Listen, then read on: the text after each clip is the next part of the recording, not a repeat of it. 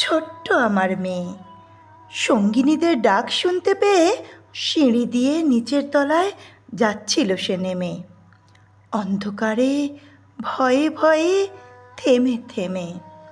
হাতে ছিল প্রদীপখানি, আঁচল দিয়ে আড়াল করে চলছিল সাবধানে। আমি ছিলাম ছাতে, তারায় ভরা চৈত্র মাসের রাতে। হঠাৎ মেয়ের কান্না শুনে উঠে দেখতে গেলেম ছুটে। সিঁড়ির মধ্যে যেতে যেতে প্রদীপটা তার নিভে গেছে বাতাসেতে।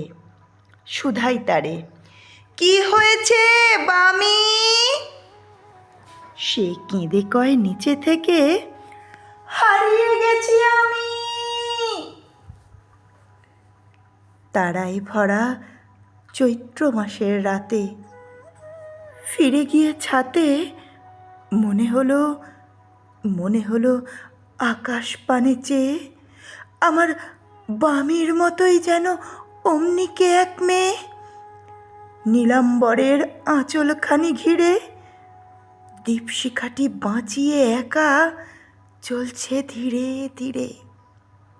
নিপ্ত যদি আলো, যদি হঠাৎ যেত থামি, আকাশ ভরে উঠত কেঁদে, হারিয়ে গেছি আমি। নমস্কার। পাঠ করলাম রবীন্দ্রনাথ ঠাকুরের লেখা কবিতা হারিয়ে যাওয়া। কণ্ঠে আমি পম্পা কুণ্ডু।